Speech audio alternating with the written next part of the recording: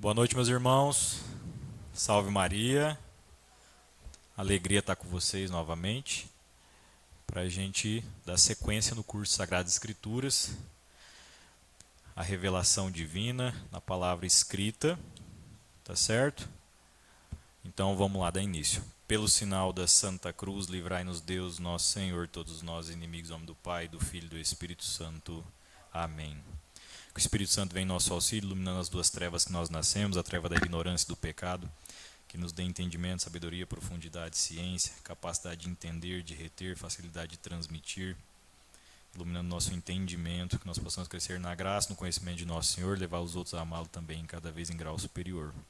Vinde, Espírito Santo, e enchei os corações dos vossos fiéis, e acendei neles o fogo do vosso amor. Enviai o vosso Espírito, e tudo será criado, e renovareis a face da terra.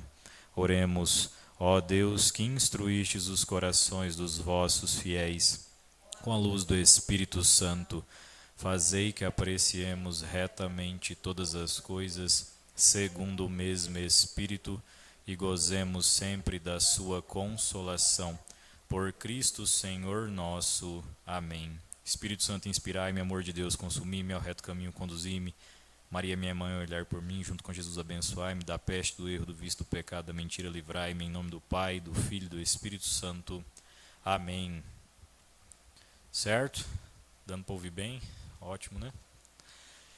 Então, pessoal, só para a gente recapitular alguma coisinha da última aula, para poder dar sequência hoje, e essas primeiras aulas, esses primeiros capítulos são importantíssimas. É por isso que a gente está ficando bem detido em cada ponto desse início, porque são os conceitos básicos para você entender todo o resto. Se você não balizar bem esse começo aqui, o resto você vai acabar não entendendo o que está acontecendo ali. Tá certo? Então, última aula, a gente estava falando sobre o pecado de Adão, a queda. Gênesis capítulo 3, né? Então, vimos bastante coisa sobre o pecado de Adão. E um dos pontos principais, a queda, ela acontece na árvore. Como é que era o nome da árvore? Árvore do conhecimento, árvore da gnose, né? Então, a queda acontece na árvore da gnose. Gnose do grego, gnosis, conhecimento, né? Então, no conhecimento do bem e do mal. O bem que era Deus, o sumo bem, e o mal que é o pecado, se afastar dele. Só que a gnose ela é a tentação por essência. Ela é a perdição por essência. Ela é a mais antiga de todas as tentações, né? É a gnose. Por quê? Lá em Eclesiástico 10:14, a raiz de todo pecado é a soberba. E no 10:15 ali, a raiz da soberba é o quê? A negação de Deus. Então a gnose, a gente viu lá desde aquela segunda aula, desde a batalha angélica, a Prelium Magnum, o que era a tentação do demônio? Querer ser Deus no lugar de Deus, né? Então, a gnose acontece desde a batalha angélica, desde os anjos, e ela continua entre os homens, tá certo? Lá na... Esse aqui não precisa pegar não, vou pegar rapidinho.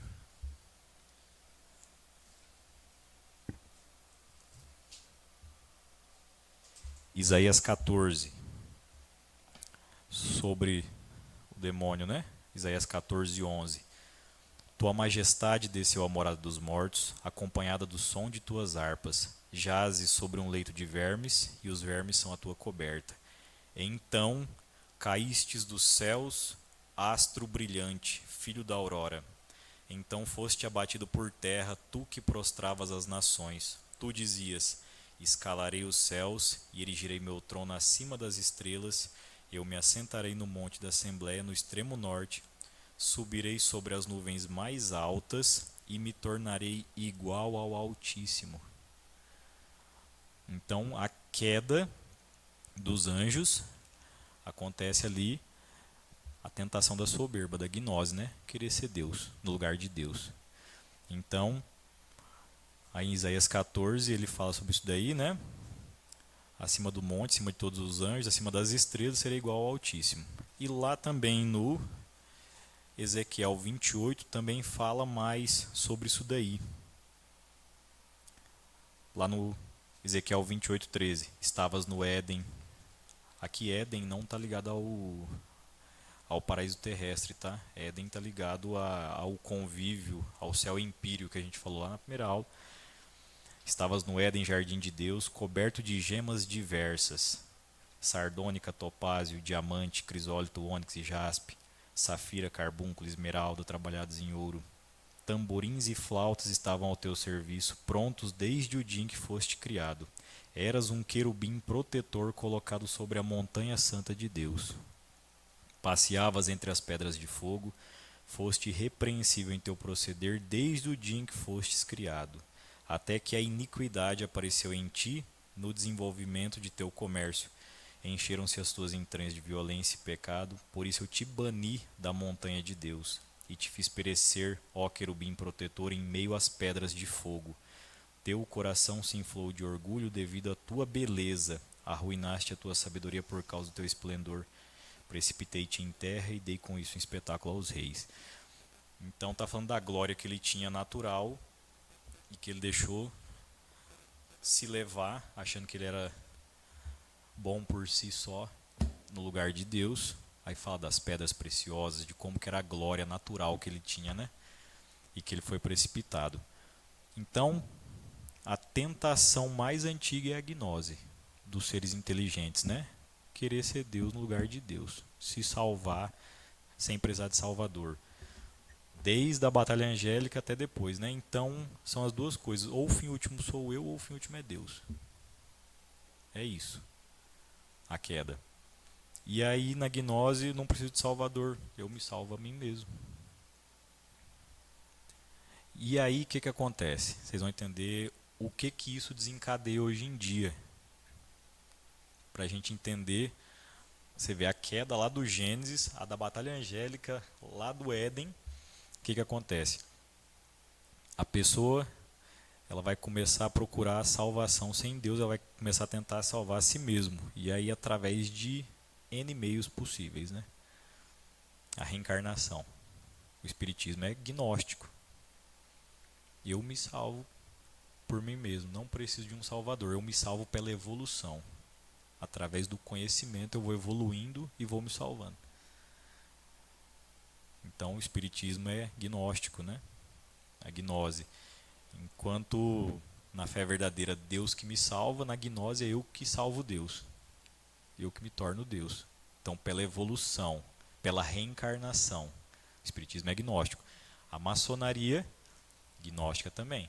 Então pela minha evolução natural como homem, pelo conhecimento. E gnosis geralmente está ligada ao conhecimento de coisas ocultas. Eu me salvo pelo conhecimento de coisas ocultas. E aí, a maçonaria, além de gnóstica, é pelagiana, né? É uma heresia, outra heresia condenada pela igreja, que o pelagianismo é que eu não preciso da graça de Deus, só pelo esforço humano eu consigo. Então você nega a salvação de Deus e que você precisa de qualquer ajuda da graça. Então é pelo seu próprio esforço. A gnose ela vai desmembrando, entendeu? Pela reencarnação eu vou me salvar, ou pelo meu esforço humano, como na maçonaria. E aí também isso aí desemboca numa salvação política, comunismo, as ideologias políticas, então vai ser um paraíso terrestre. E eu não preciso de salvador, eu vou me salvar a mim mesmo e vou fazer um paraíso terrestre aqui na Terra. Então já desemboca numa gnose política, ideológica. Estão entendendo? Estão entendendo?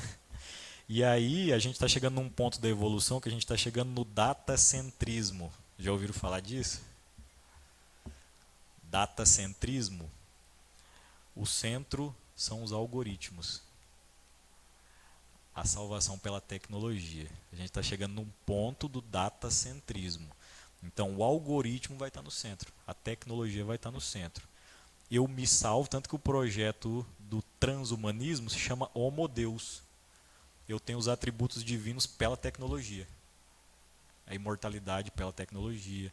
Então pelo avanço científico e tudo mais. Eu vou negando Deus tentando me salvar a mim mesmo. Mesma coisa da árvore, só vai mudando a roupa. Vocês estão entendendo? Datacentrismo. A gente está chegando nesse ponto aí, que é a salvação pela tecnologia. Então, não vou mais ter dor porque eu vou ter uns processos químicos aqui, eletrônicos, que eu vou ficar feliz sempre. Você entendeu? Minha célula está começando a ficar doente, meu braço está muito fraco, eu tranco, coloco outro mais forte. Daqui a pouco já nem homem não é mais. É o datacentrismo. Isso aí. Então são variações da gnose. Vocês estão vendo? A queda na árvore da gnose. O que o demônio fala lá? Sereis como deuses. Sereis como deuses. E aí, você vai fazendo isso daí. Aí um vai tentar ser Deus pela reencarnação, se salvar a si mesmo, sem precisar de Salvador. O outro vai tentar pela maçonaria, pela evolução, por coisas herméticas e ocultas. Aí o outro vai tentar pela política. Aí o outro vai tentar pela tecnologia agora. A gnose. A gnose vai desmembrando, tá certo? Então, esse ato também, as pessoas vão tentando buscar os atributos divinos e as coisas de Deus pela magia, pelo esoterismo, por rituais, por conhecimento de coisas ocultas, por coisas herméticas, né? Herméticas são conhecimentos fechados. Então são rituais. Aí vão começar a pedir ajuda de entidades, de divindades, para ir conseguindo isso aí. Então ter esse domínio, né? Aí você já vai desembocando na idolatria, na adivinhação, tudo mais. Catecismo da Igreja 21:16.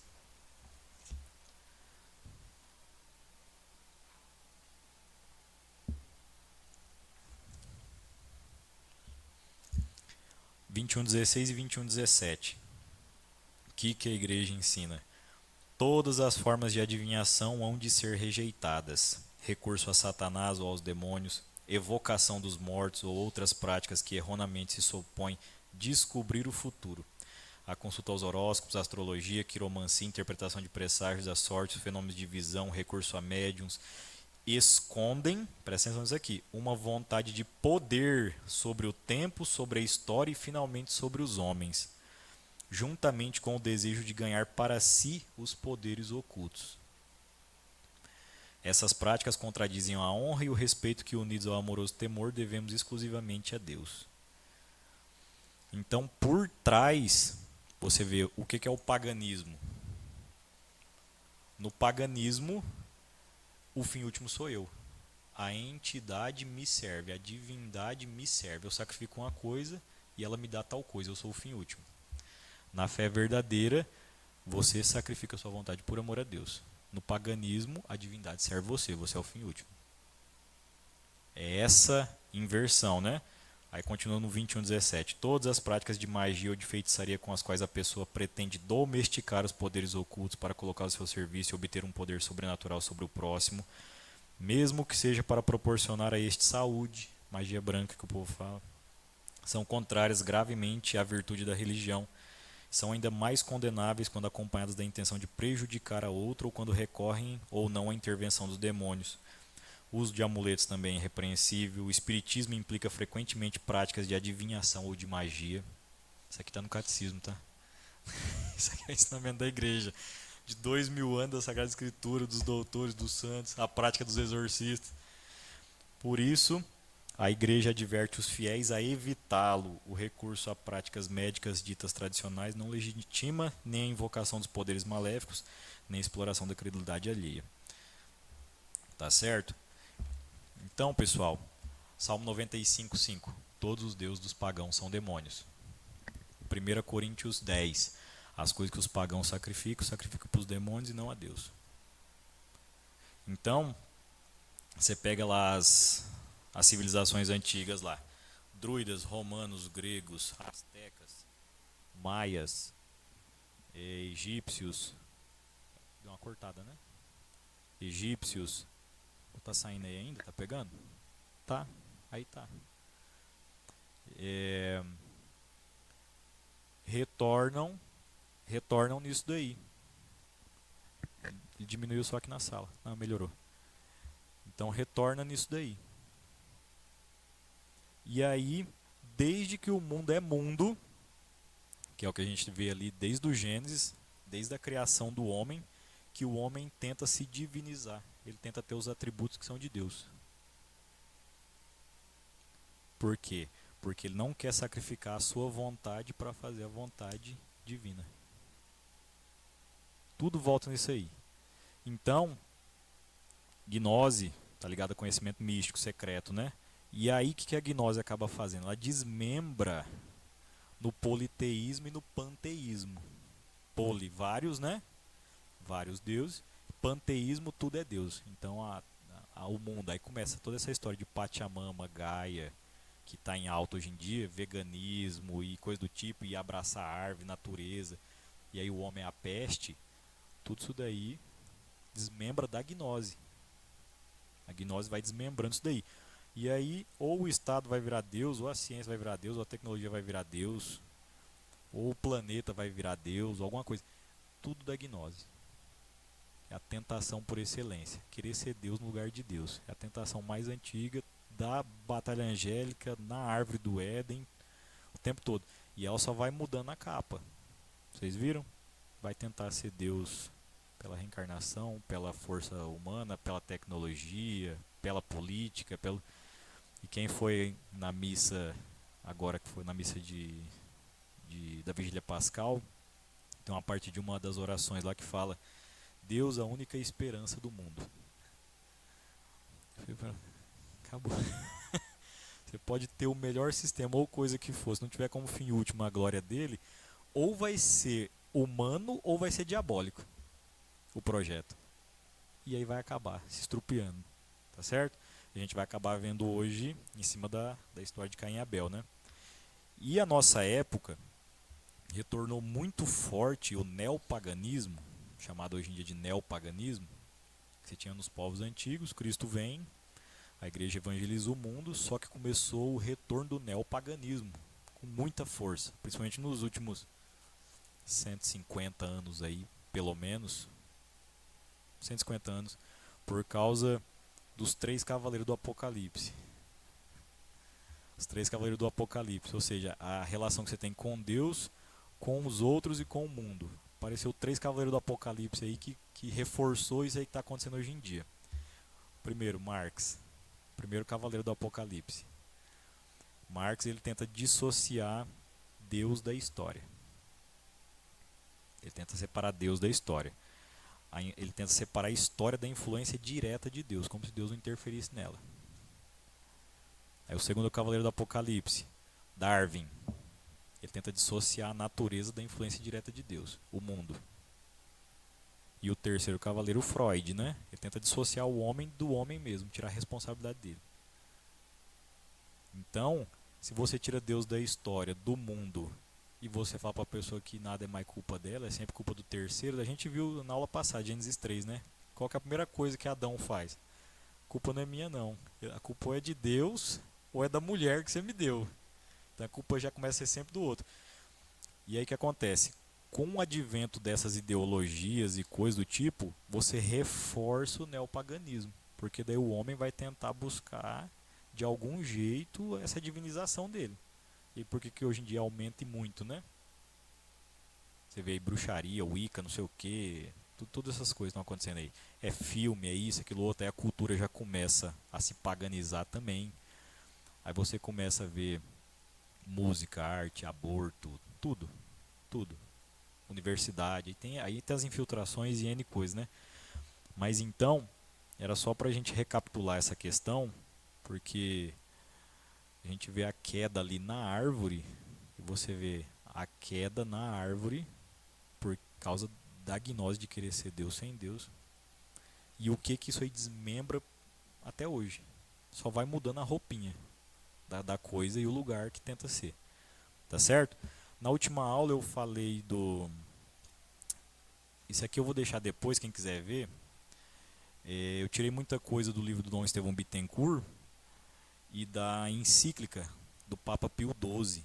Então a encíclica Humani Generis do Papa Pio XII, espetacular, sobre a questão de Adão e Eva também, tá certo? E aqui nesse papel também, depois dá para eu passar para vocês. Esse livro do Dom Estevão Bittencourt, ele aborda muita coisa de dúvidas técnicas mesmo, sabe? Mas para a gente não ficar tão amarrado, monogenismo, poligenismo, outras coisas. Aí quem quiser ver. E por incrível que pareça, duvido vocês adivinhar, tudo a igreja já, já avisou antes, já sabia antes e fizeram errado do mesmo jeito, né? Tá certo? Então, agora realmente vamos tocar hoje para frente. Todo mundo com a Bíblia?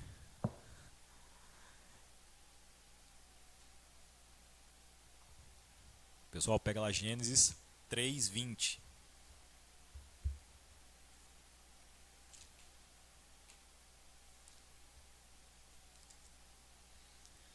Gênesis 3, versículo 20.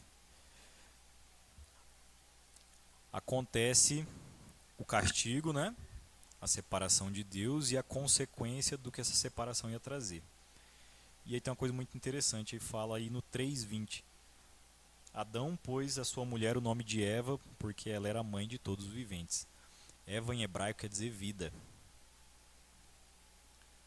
E o que aconteceu? Adão colocar esse nome nela é muito simbólico, porque eles perderam a vida divina que eles tinham no paraíso com Deus. E agora, e também ele coloca a culpa nela. Ela joga no demônio, vai um jogando pro outro, né? Vocês lembram da última aula? E aí acontece que eles começam a ter os problemas entre os homens, né? A gente até viu a questão do Pai Nosso, que o mundo começa a ser queda, a carne e o demônio também, né? E aí ele coloca o nome dela de vida, porque a esperança deles recuperarem a vida perdida na amizade com Deus, e como que ele entende a misericórdia de Deus no castigo, que agora junto com ela eles vão tentar, aceitando as penas, as lutas, as misérias que ia acontecer, eles reparar pela penitência e voltar a ter essa vida divina. Então é um modo até dele se reconciliar com ela e os dois decidirem caminhar juntos essa vida de penitência, que foi uma consequência do castigo, né? E aí tem uma coisa muito interessante. Vocês viram aí no 3:21, né? Pega no 3:21. O Senhor Deus fez para Adão e sua mulher vestes de pele e os vestiu. O que isso aí quer dizer?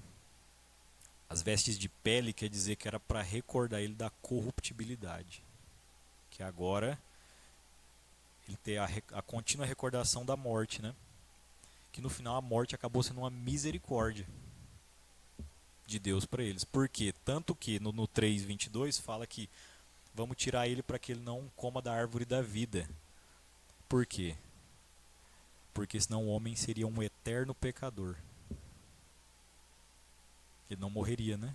Então ele seria um pecador eterno.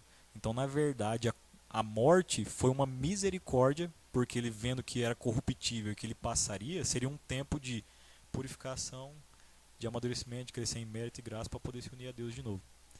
Então ele vê a misericórdia de Deus até nisso daí que aconteceu.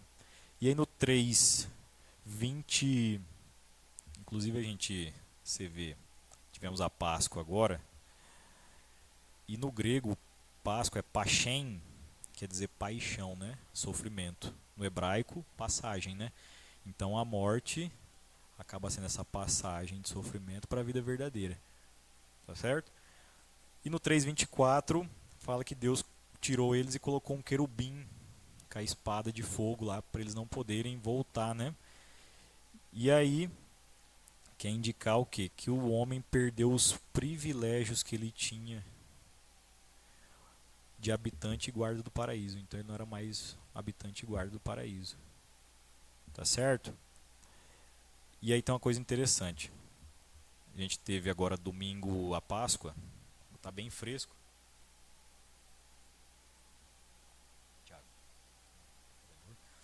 A gente teve a Páscoa bem fresco.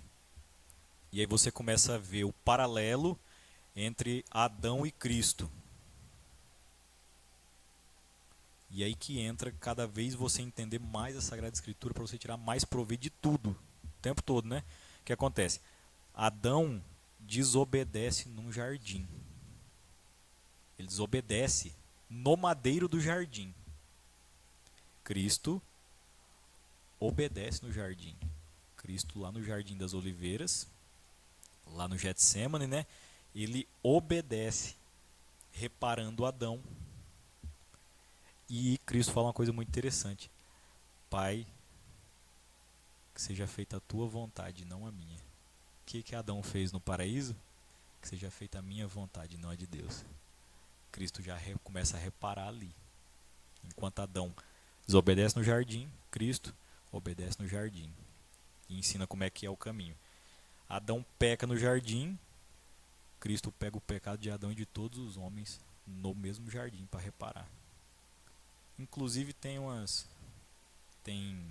alguns místicos, né? Não é dogma da igreja nem nada, mas que diz que Adão, depois da queda, chorou no Jardim das Oliveiras. Segundo alguns místicos da igreja, ele chorou ali no jardim. E Cristo ali chorou e passou angústia. Ali ele teve as visões aterradoras e consoladoras, né? Ali ele abraçou tudo. Então, Adão morre no jardim, porque ele peca, Romanos 6:23, ele morre, perde a graça divina, e Cristo ressuscita no jardim. Não sei se vocês lembram, lá no Evangelho de João, fala que ele é depositado em um jardim, em um sepulcro novo, que nunca tinha sido usado.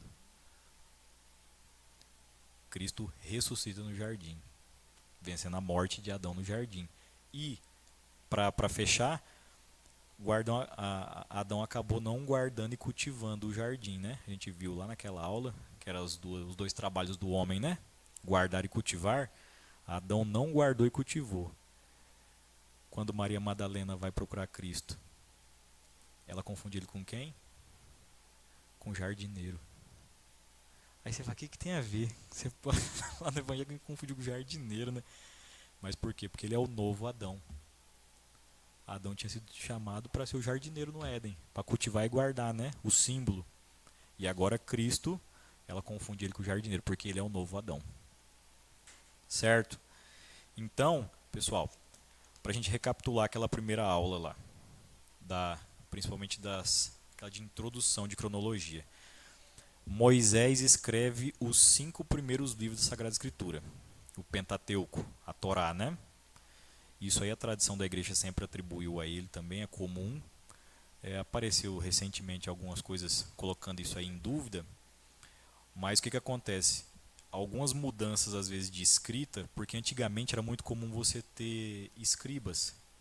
Por exemplo, Santo Tomás de Aquino. Santo Tomás de Aquino tinha vários escritores que trabalhavam junto com ele. Ele ia ditando, falando e eles iam escrevendo. Então, às vezes, um detalhe de escrita, uma coisa ou outra, um estilo, muda um pouco. Mas os 5 primeiros livros da Sagrada Escritura são dedicados a Moisés, o Pentateuco. Tanto que o próprio Cristo no Evangelho fala a lei de Moisés, o livro de Moisés, o livro da lei e tudo mais. E Moisés escreve esses 5 primeiros livros por inspiração divina direta, pelos milagres e tudo mais que acontecia ali, e ele também recebeu pela tradição dos seus pais, aquilo que ele ouviu da tradição, porque Moisés é de 1250 a.C., Abraão é de 600 anos antes que ele. Então, quando ele escreve de Abraão, Isaac, Jacó, José do Egito, tudo aquilo que aconteceu, ele está contando a história que ele já ouviu dos pais do cativeiro, do que tinha acontecido. Então ele já recebe por tradição. Você já começa a ver a importância da tradição, né? E a mesma coisa que ele escreve da queda do Gênesis, da árvore, de Caim e Abel, de dilúvio e tudo mais. Ele acaba escrevendo por inspiração divina e por tradição que ele recebe dos pais, né? Dos antigos, ali da tradição judaica que eles tinham. Como eu coloquei naquele primeiro dia a linha da salvação, não sei se vocês lembram, eu fiz aquela linha da história da salvação e coloquei uns períodos, né? De tal a tal período, de tal ano até tal ano. Não temos noção certa de quanto tempo que foi entre Adão e o dilúvio. Não temos o tempo certo de quando isso aí transcorreu. Não tem a data exata disso daí. Porque é a história religiosa da humanidade primitiva, né? Então, Ali, até Babel mais ou menos, são as verdades inspiradas por Deus de modo sobrenatural, para ensinar coisas de fé e moral. Tem história também, mas o principal do agiógrafo que ele quer ensinar ali é a relação do homem com Deus, com a criação e com o pecado. Então, a parte do tempo, a gente não tem determinado. De Adão até o dilúvio ali, até Babel mais ou menos. Mas ele escreve por inspiração divina e por tradição, né? E aí a Sagrada Escritura, só para a gente entender o que a gente vai pegar hoje também, tem várias camadas de leitura. Tem várias camadas de leitura. Quer ver? Para ficar mais fácil. Vou colocar aqui. Você tem primeiro nível de leitura. Literal. Literal, o que está escrito é aquilo ali mesmo, literalmente. Certo? Aí depois você tem um sentido. Outro nível de leitura. Espiritual. Por trás daquilo ali tem um sentido espiritual que está sendo ensinado.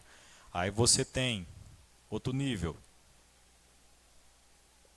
Alegórico. Alegórico.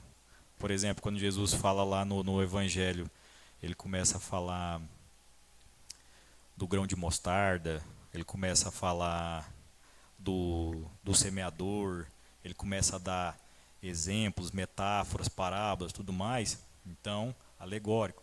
Aí você tem outro nível de leitura. Simbólico. Aí você tem outro nível. Tipológico. Aí você tem outro nível. Anagógico.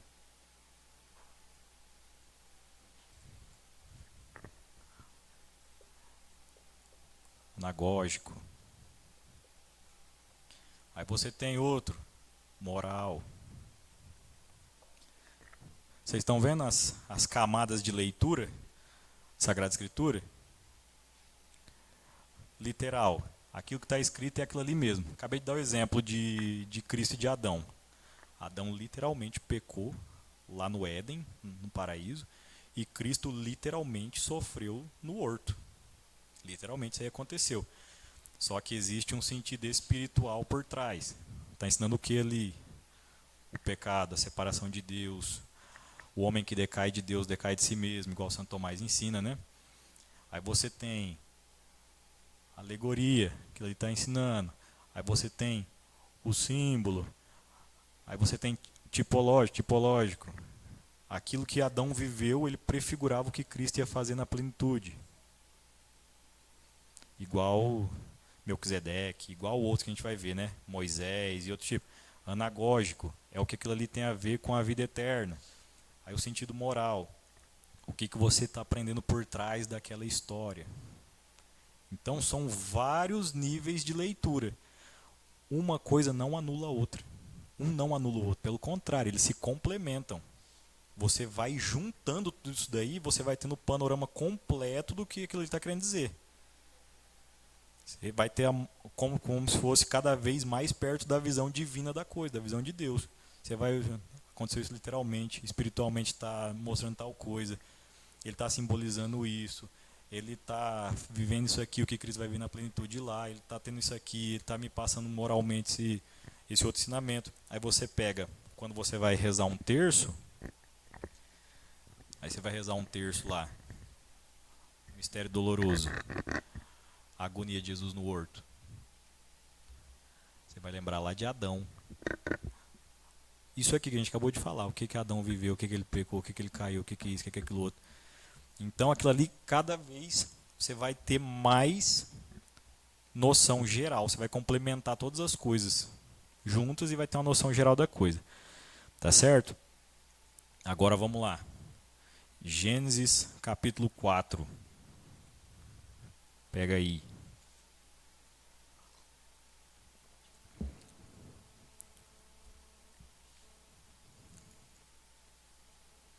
Gênesis 4, 4:1. Adão conheceu Eva, sua mulher, e ela concebeu e deu à luz a Caim, e disse: Gerei um homem com a ajuda do Senhor. E deu em seguida à luz a Abel, irmão de Caim. Abel tornou-se pastor de ovelhas e Caim lavrador. Para aí.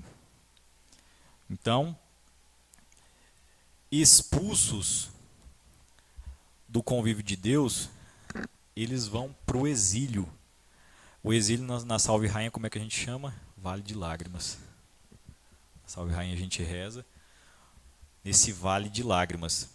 E, unidos em matrimônio, eles começam a povoar a terra com seus filhos, né? É o que Deus tinha falado lá para crescer e multiplicar. E Caim é o primogênito. Então essa primogenitura tinha um peso muito grande. Caim, ele era o sucessor, ele era o herdeiro de Adão, né? Então, na verdade, Adão e Eva tiveram vários filhos. Isso aí a gente vai ver depois no capítulo 5. Eles tiveram vários filhos e filhas. Tanto que tem a vida longa, depois a gente vai falar sobre isso aí. Eles tiveram vários filhos e filhas. Caim foi o primogênito, depois tem Abel. Então, eles eram os sucessores de Adão e Eva, e eles tinham que fazer aquilo que Adão tinha entendido que era para ser feito. Eles tinham o encargo de guiar a nova humanidade a dar glória a Deus, a amar a Deus, a reparar o pecado, tá certo? Que é o que eles não tinham feito ali, né? E na esperança da salvação de um Redentor, que foi prometido lá em Gênesis 3,15. Então, tem uma coisa muito interessante. Aqui no 4:1, fala até Adão conheceu Eva, né? Ele já usa uma palavra mais pura, já para não gerar nem a imaginação ou coisa ligada à malícia, né? E aí o que Eva fala? Gerei um homem com a ajuda do Senhor. Lá na criação, Deus fala que vai dar uma adjutória para Adão, uma ajudadora. E aí Eva quis se bastar a si mesmo, né? E ela viu o preço que isso daí teve. E agora ela percebeu que Deus que é o verdadeiro ajudador. É Deus que ajuda ela. Ele é o meu ajudador. E aí com a ajuda dele gerei um homem, né? Então ela percebe que sem Deus não tem como fazer nada. E aí o que acontece? Caim, em hebraico, vem de caná, quer dizer aquisição. Então por isso que ela fala adquirir, né? E Abel vem de revel, quer dizer frágil. Pode ser que esteja ligado à questão de estrutura física, né? Efêmero, frágil, alguma coisa do tipo. Caim, o que fala aqui? Abel tornou-se pastor de ovelhas e Caim lavrador. Caim cultivava a terra e Abel pastoreava. São os dois trabalhos humanos, né? Essenciais para a vida. O cultivo da terra, cuidado com os animais, né? Então o que acontece? Abel era mais voltado para a contemplação, para a vida de piedade, para a vida de virtudes, para a vida de oração. Caim, ele já não estava cultivando só a terra, né? Ele era lavrador, ele já começou a cultivar vícios, ele já começou a cultivar egoísmo, defeitos, né? Começa a invejar seu irmão. E aí, a gente vai dar sequência aí, pega lá no 3. Passado algum tempo, ofereceu Caim os frutos da terra em oblação ao Senhor. Abel, de seu lado, ofereceu dos primogênitos do seu rebanho e das gorduras dele. E o Senhor olhou com agrado para Abel e para a sua oblação, mas não olhou para Caim nem para os seus dons. Aqui já começa a ficar uma parte interessantíssima. Possivelmente Deus já tinha mostrado para Adão e Eva como ele seria adorado, como seria feito o sacrifício. Não sei se vocês lembram lá na aula de trás de Adão e Eva, Adão tinha que ser o quê? Sacerdote, profeta e rei, né? Ele tinha que fazer um sacrifício. E Adão já ensinava os seus filhos a continuar e fazer isso. Então, o princípio do sacrifício é o quê? Vou pegar aqui no Catecismo de São Pio X.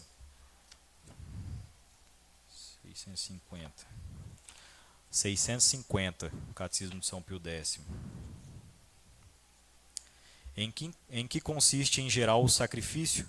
O sacrifício em geral consiste em oferecer a Deus uma coisa sensível, destruí-la de alguma maneira para reconhecer o supremo domínio que ele tem sobre nós e sobre todas as coisas. Então, sacrifício está ligado a sacro ofício, né? A um trabalho sagrado. Então, eles tinham que reconhecer a Deus e eles tinham que sacrificar. É o reconhecimento de que todo bem é dele e tudo é por ele, dele. Então, é o reconhecimento, né? A virtude da religião. Fazer justiça e isso a ele também.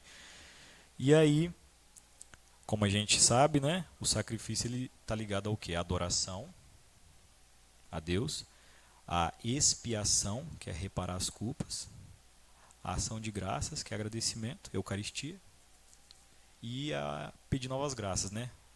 Ele é latrêutico, propiciatório, eucarístico, impetratório, ou seja, para adorar a Deus, para reparar, para agradecer e para pedir novas coisas.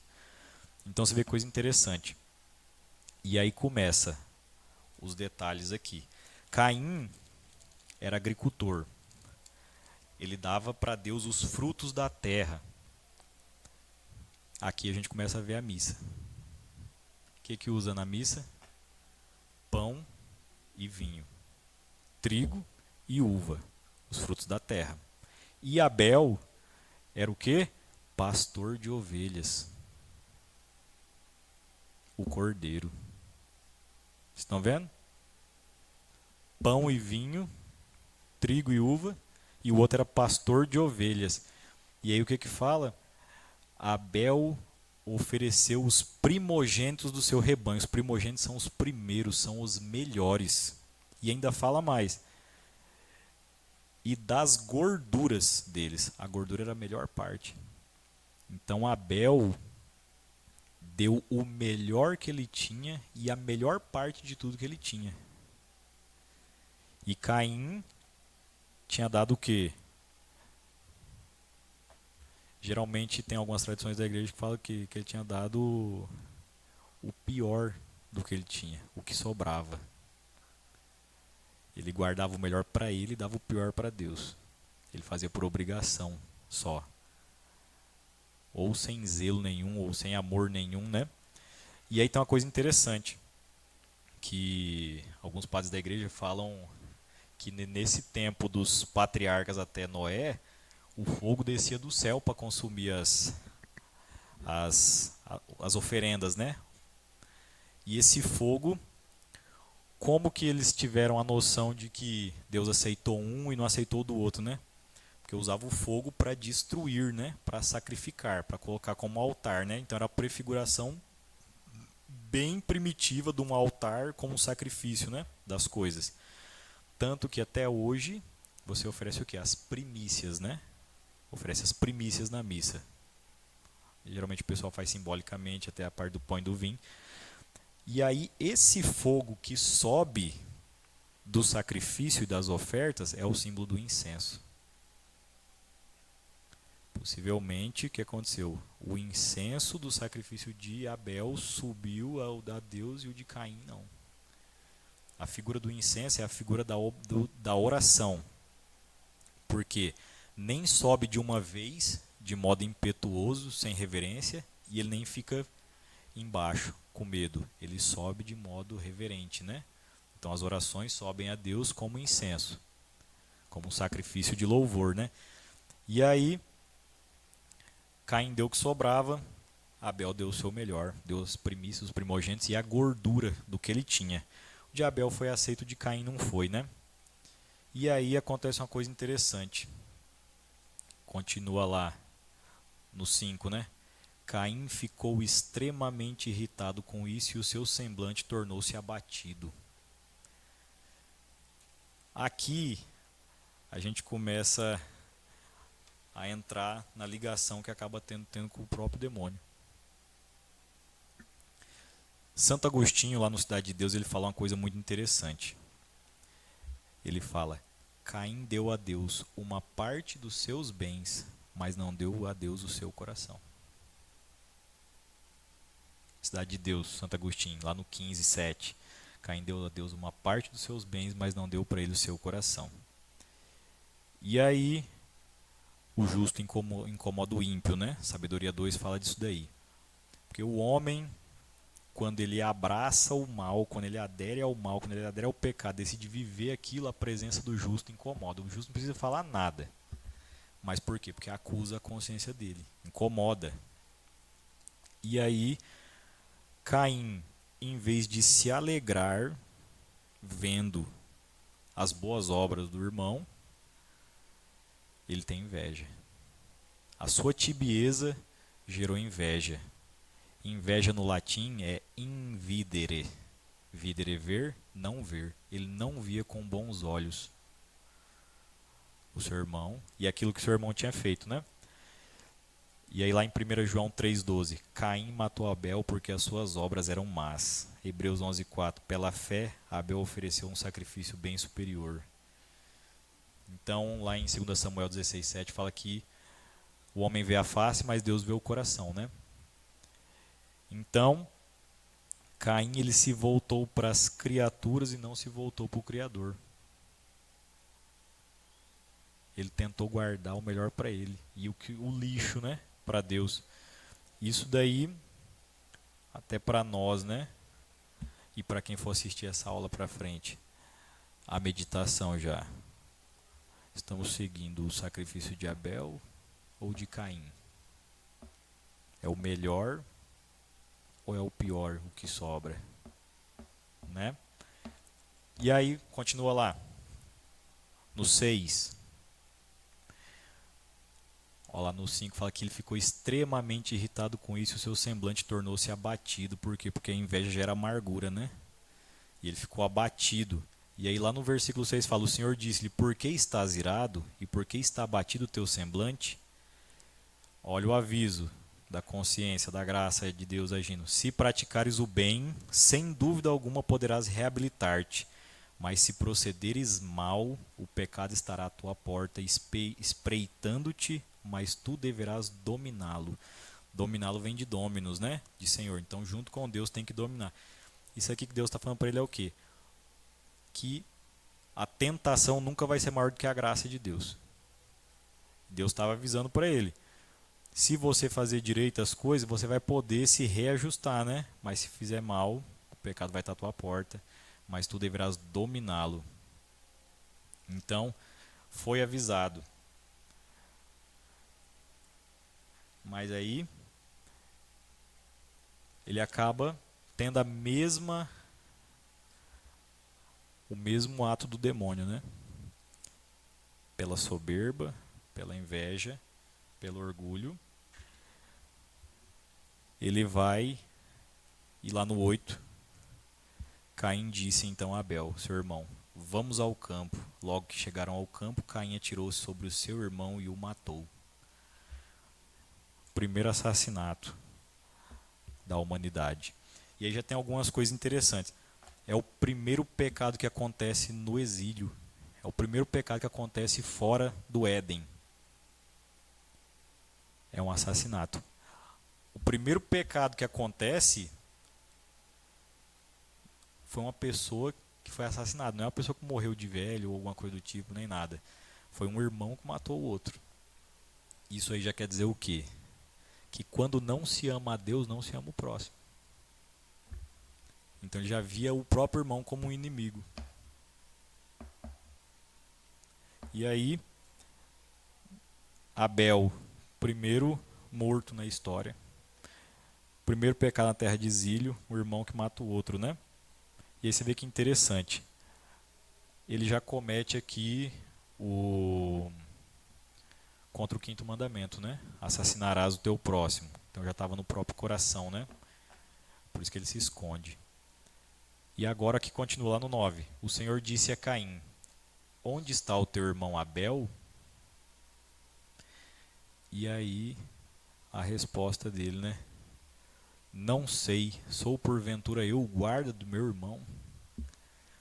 Ele já cai no outro pecado. Oitavo mandamento, já mente. Porque uma coisa puxa a outra. Ele matou e já começou a mentir. E ainda dá uma resposta insolente e arrogante para Deus, né? Porventura eu sou o guarda do meu irmão? Você vê, já não tinha mais humildade, né? Nenhuma.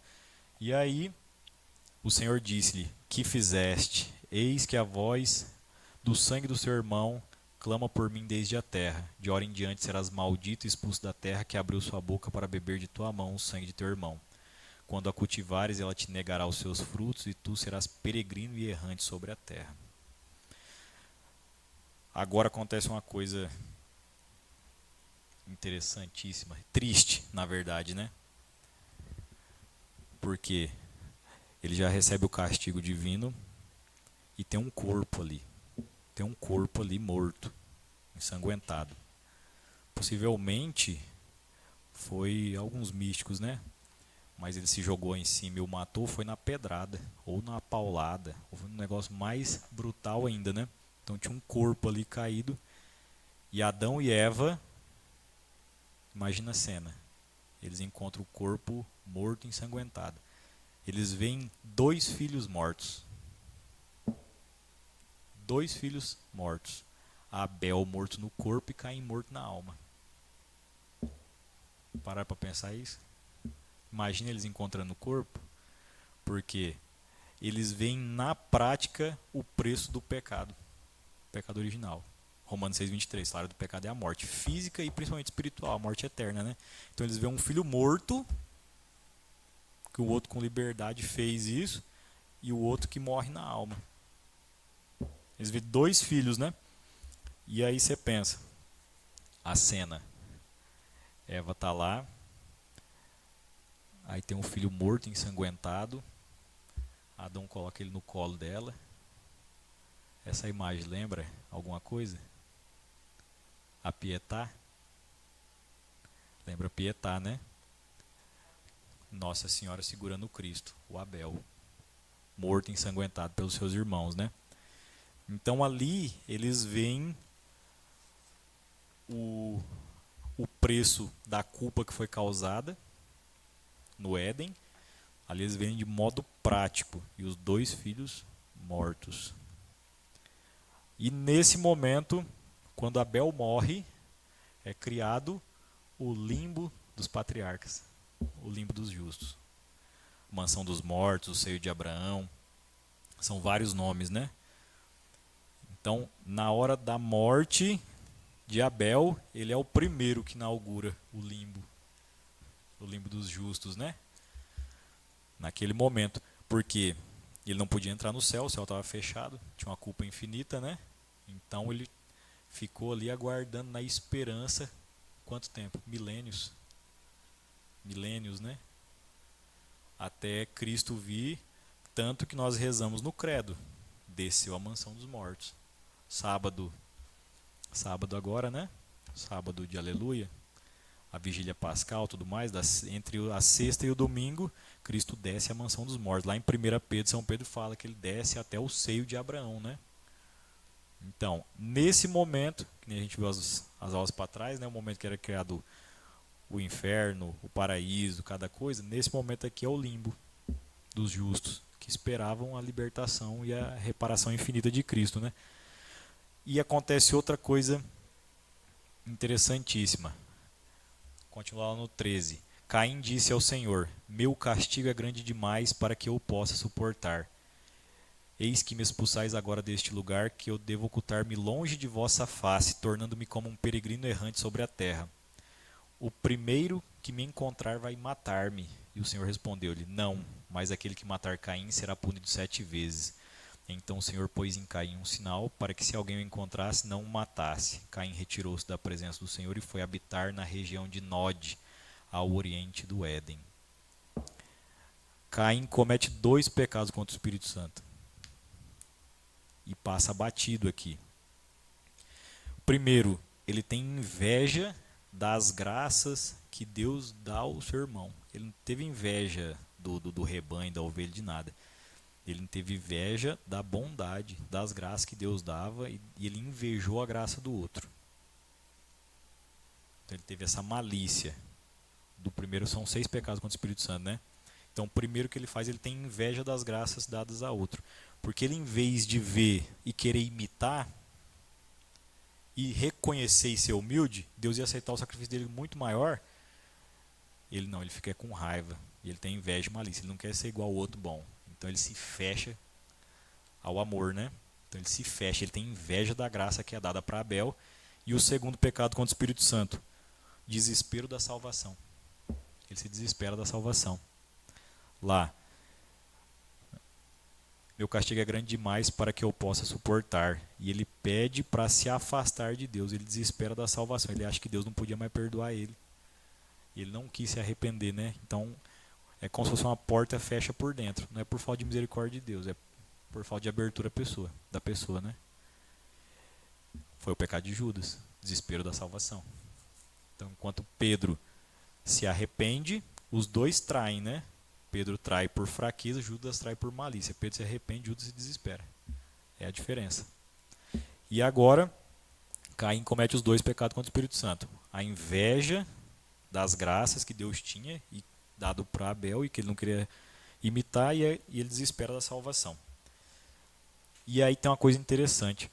Fala que Deus deu um sinal, colocou em Caim um sinal para que se alguém o encontrasse não o matasse. Aí Santo Ambrósio, quer ver? Deixa eu pegar essa daqui pequenininha. Santo Ambrósio, o que ele fala desse sinal?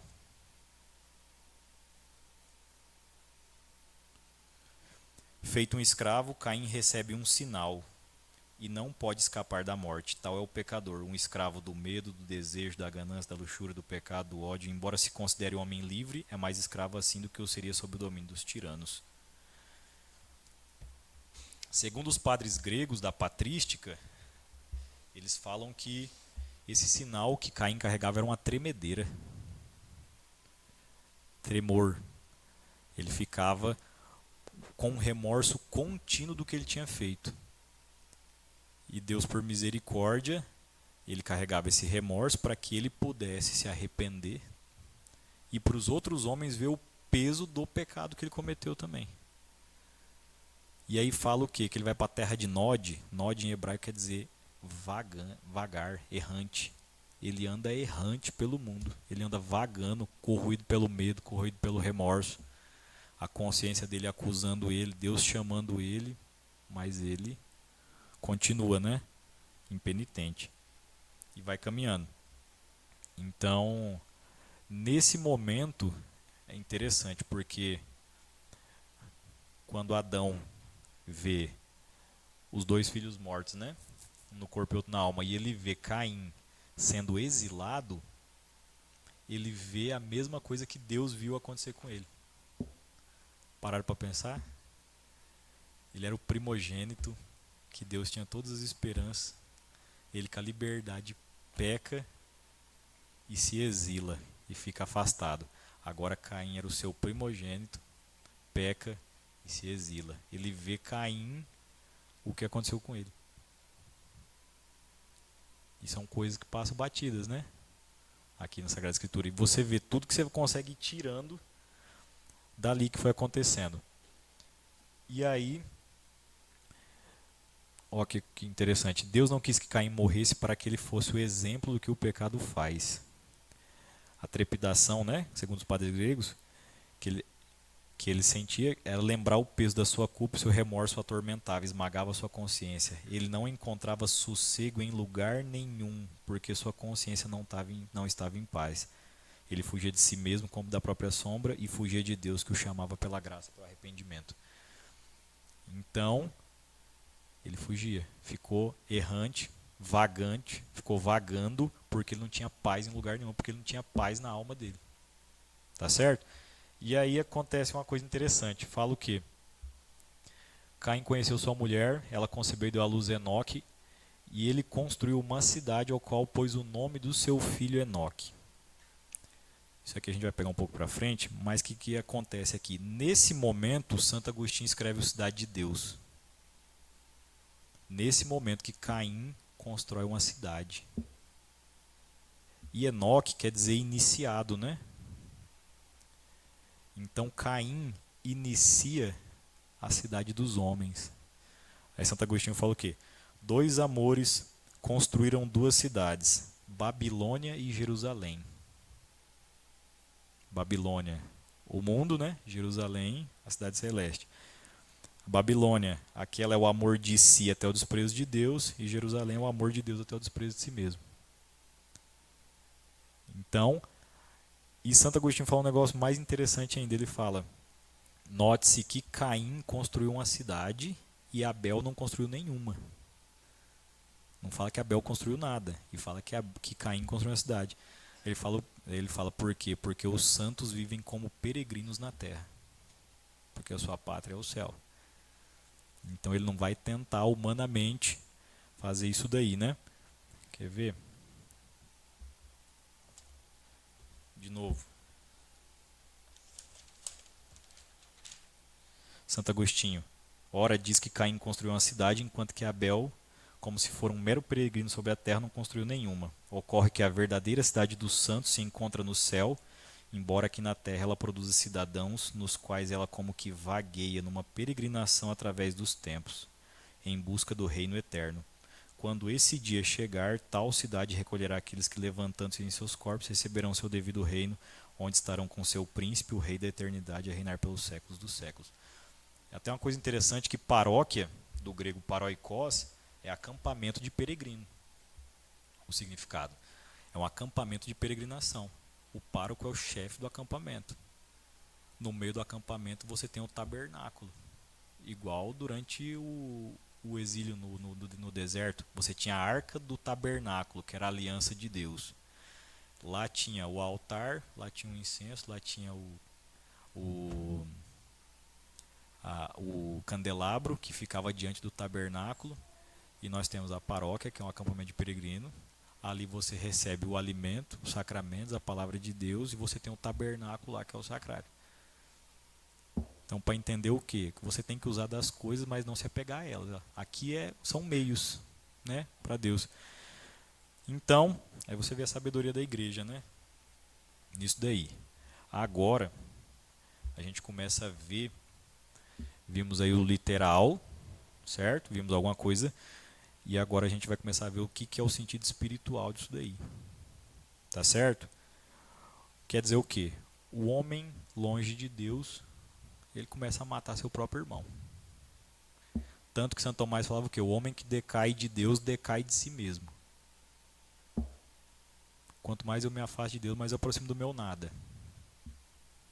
Menos homem fica, né? Menos racional, menos virtuoso, menos ordenado, menos lógico, menos sacrificado, menos corajoso, menos tudo. Mas tanto que Santa Teresa falava que o homem que não reza ou vira um demônio ou vira um animal, né? Um demônio pela malícia e um animal pelos instintos, só quer satisfazer o que está momentâneo. E aí, o que quer dizer aqui também? Adão não é só nome próprio. Adão quer dizer homem, quer dizer humanidade. A humanidade tem dois tipos de filhos. A humanidade tem dois tipos de homens: os justos e os injustos. Caim e Abel. Tem os maliciosos e os inocentes. Tem os fiéis e os infiéis. Então são os dois filhos da humanidade. Os dois filhos de Adão. Os justos e os injustos, os fiéis e os infiéis, os ímpios e os inocentes. Todos são chamados à conversão, enquanto estão em peregrinação, né? Os ímpios a se voltar e os justos a perseverar, né? Tanto que a comunhão frequente para todos, né? Por os santos se perseverarem, para os que não são se tornarem. Possível diária, tá certo? Então a humanidade produz dois filhos, produz dois homens. Outro sentido espiritual, a inveja. Por inveja, acontece a batalha angélica e a queda dos anjos. Os anjos invejam a Deus, não querem servir a Deus, quer ser Deus no lugar dele, né? Por inveja do demônio, ele tenta Adão e Eva no paraíso. Tanto que em Sabedoria 2 fala que a morte entra no mundo por inveja do demônio. Ele invejava Adão e Eva porque eles tinham aquilo que ele não poderia ter mais, que é a visão beatífica de Deus, a glória divina, a felicidade, a bondade, a beleza. Então a inveja acontece lá com os anjos. Por inveja do demônio, ele tenta Adão e Eva. Por inveja, Caim mata Abel. Por inveja, o filho pródigo, o filho tem inveja do outro, porque o outro, em vez de se alegrar com o bem do outro, ele ficou bravo. Por inveja, os fariseus matam Jesus, porque tinham inveja do que ele fazia, do que ele falava, do que estava acontecendo. E o fruto da inveja é o ódio. O ódio acaba sendo um fruto da inveja, porque você odeia porque ele tem e eu não tenho. Você não se alegra com a felicidade dele. Você, pelo contrário, você se entristece com o bem dele. Outro sentido espiritual. E aí você tem os paralelos entre Jesus e Abel, né?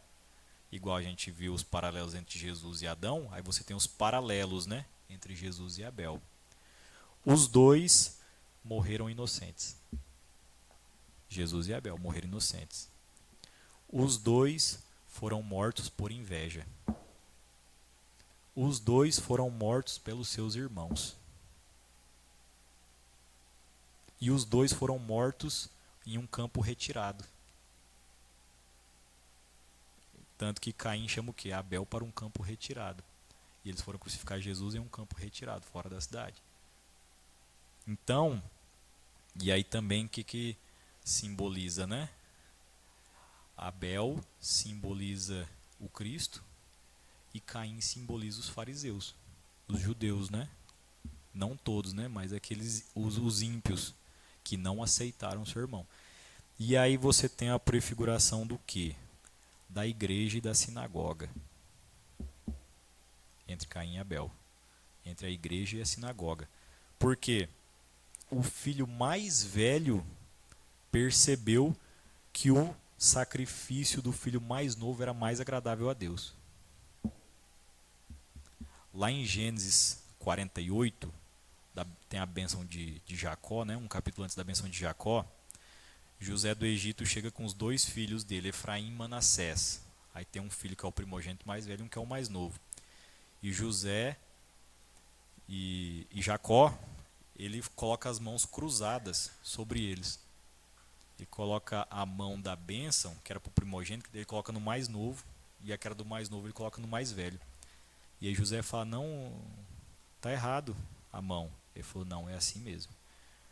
Porque os pais da igreja falam, né? Porque a glória do mais novo superará a do irmão mais velho, que era a prefiguração da igreja, né? A antiga lei. Então, o sacrifício que os judeus faziam com animais era imperfeito, enquanto o sacrifício de Cristo seria perfeito, a plenitude, que ele era o próprio Cordeiro. Já simboliza ali em Caim e Abel também. E aí, eles, em vez de se alegrar com a conversão dos gentios, que todos os profetas anunciavam que os pagãos iam se converter, que a salvação ia para todas as nações. Você pega os salmos, profetas, pega tudo ali. Fala que a salvação ia para o mundo inteiro, ia para os gentios, e os pagãos iam entrar no reino de Deus, tudo mais. Eles, em vez de se alegrar com isso, eles se entristeceram, sendo que estava tudo avisado.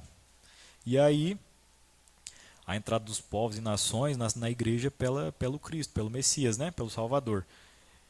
E eles, filhos mais velhos, se enfureceram, perseguiram e mataram. Porque não aceitavam.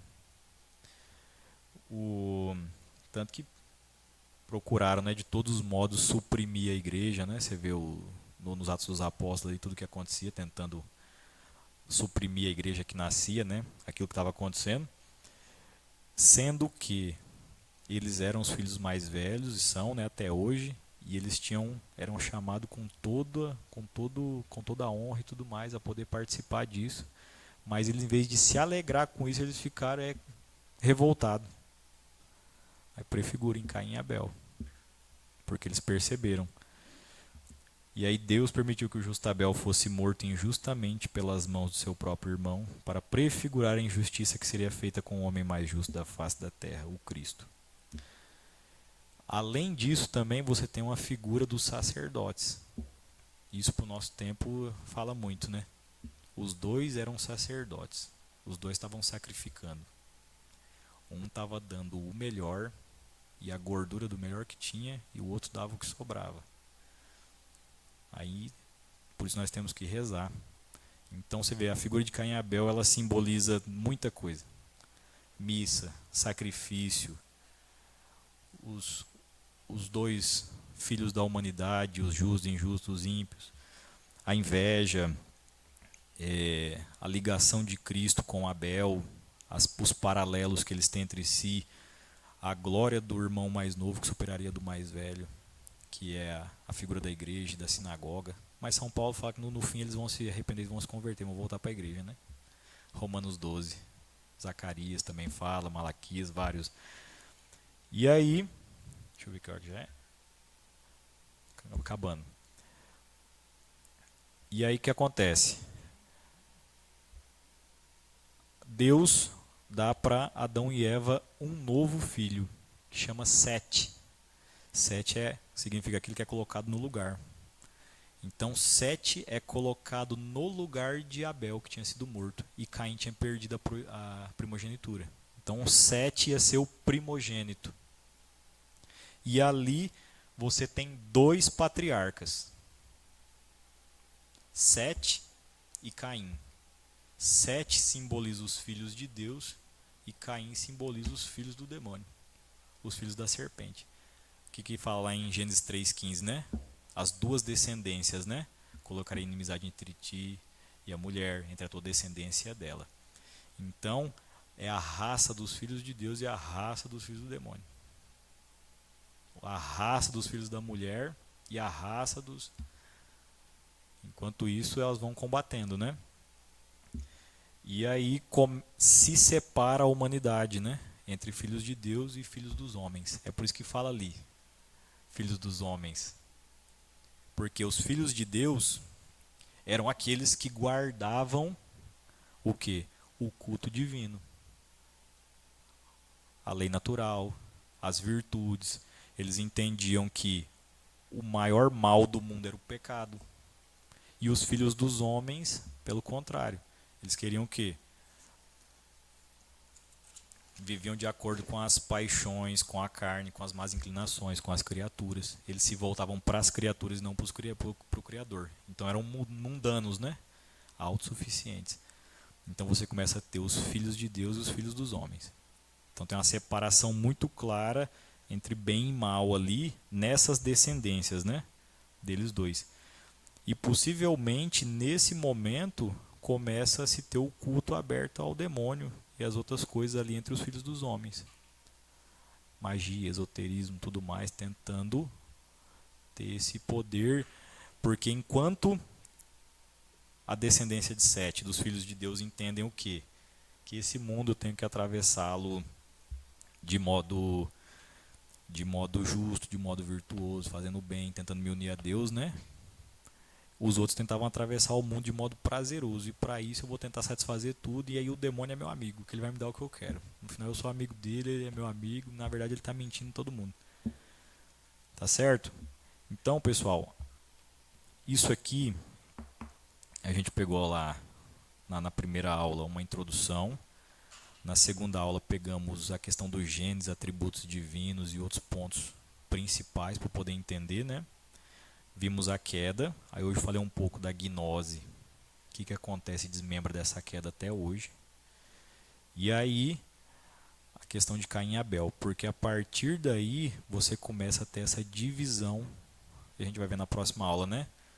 Porque daí a partir das próximas aulas a gente começa a pegar partes mais longas, né? Vamos ver a questão dos patriarcas, de Noé, o dilúvio até Babel, já numa próxima. Porque daí dá para correr mais, né? Porque já só uma coisa interessante, a gente vai ver na próxima aula que os filhos de Deus e os filhos dos homens viviam separados até que os filhos de Deus se encantam pelas mulheres, a gente vai entender o que isso aí significa, e se misturam. Então, a maçã podre acaba corrompendo tudo, e a humanidade começa a se corromper e cada vez mais se afastar de Deus. Então, aí entra a parte da reparação, né? Mas é interessante que Jesus é filho de Deus. E ele fala no Evangelho o tempo todo que ele é o filho do homem. Porque ele tinha que reparar as duas linhagens ali que estavam acontecendo, entendeu? Que acabaram se misturando. Então ele reparava o pecado de todos, por isso que ele é filho de Deus e filho do homem. Entenderam? Mas agora, na próxima, a gente vai poder aprofundar bem mais coisas. Vamos usar data show, o que significa longevidade deles, e 10 e símbolo, e um monte de coisa. Mas deu para entender bastante coisa hoje, né? Missa, sacrifício, igreja, sacerdote, justo, injusto, Cristo, Abel. E é isso. Então que Nossa Senhora passe à frente, interceda por tudo aquilo que foi passado, ensinado, que fique aquilo que é da vontade de Deus, que ela cubra com seu manto santo, nos ensine, forme, crie, eduque e guarde, assim como ela fez com Cristo. Que São José nos proteja, interceda, que nos leve a amar Jesus Nossa Senhora no mais alto grau possível. Ave Maria, cheia de graça, o Senhor é convosco. Bendita sois vós entre as mulheres, e bendito é o fruto do vosso ventre, Jesus. Santa Maria, Mãe de Deus, rogai por nós, pecadores, agora e na hora da nossa morte. Amém. Glória ao Pai, ao Filho e ao Espírito Santo. Pelo sinal da Santa Cruz, livrai-nos Deus, nosso Senhor, todos nós inimigos, em nome do Pai, do Filho e do Espírito Santo. Amém. Viva Cristo Rei!